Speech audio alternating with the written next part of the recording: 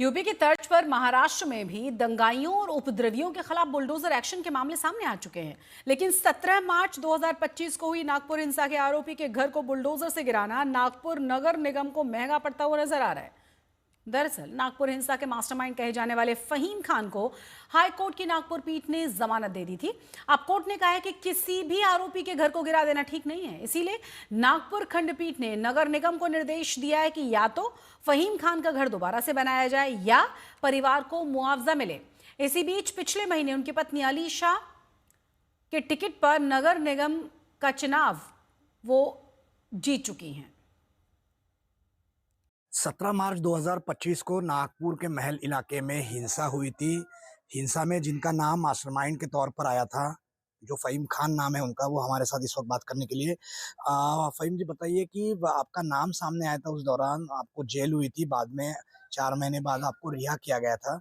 आपका घर जो है वो बुलडोजर के जरिए तोड़ा गया था। 24 मार्च की वो सुबह थी। 1 साल होते आ रहा है, तो कैसे देखते हैं इस सब पूरे मामले में और क्या हुआ था, जरा बताइए। देखिए, जो 1 साल होते हुए आ रहा है और आपने कहा कि बेहतर जो मामला मेरे साथ हुए थे, जो आरोप लगे थे, 4 महीने जो है जेल में रहा और माननीय न्यायालय ने जो है बेल दिया।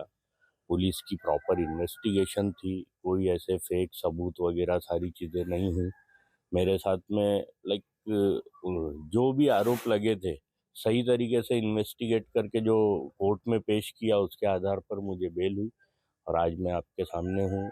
और जो 24 तारीख का ये हुआ था, आज साल हो जाएगा। आज भी मलबा जस की तस पड़ा हुआ है, लेकिन माननीय न्यायालय उसका संज्ञान लिए हुए है। मैं उस पर क्या टिप्पणी करूँ। मुझे उम्मीद है कि मुझे इंसाफ मिलेगा और मेरे हक में फैसला होगा। न्यायालय ने ये भी कहा है कि या तो ये जो मकान गिराया गया था उसका मुआवजा आपके परिवार को दिया जाए, या फिर जो मकान है वो फिर से बना के दिया जाए। नागपुर म्युनिसिपल कॉर्पोरेशन को ऐसा इंस्ट्रक्शन हाईकोर्ट द्वारा दिया गया है। जी, मैं उस वक्त था कोर्ट में मौजूद।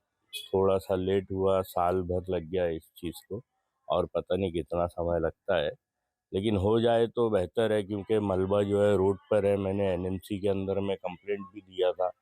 कुछ बच्चे यहाँ पे खेलते कूदते गिर गए।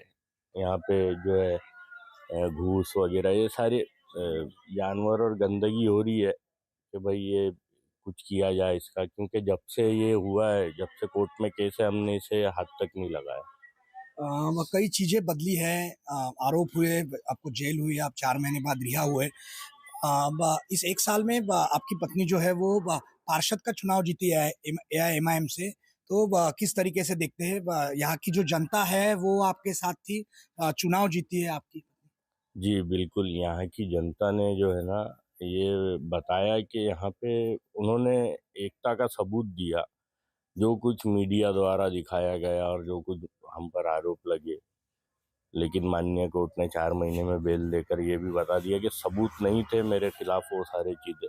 तो ये थे फहीम खान, जिनका नाम बतौर मास्टरमाइंड सामने आया था नागपुर हिंसा मामले में। बाद में उन्हें जेल भी हुई, उन्हें रिहा कर दिया गया था।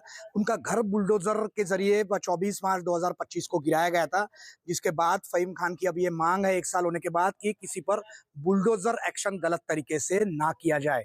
योगेश पांडे, नागपुर, आज तक।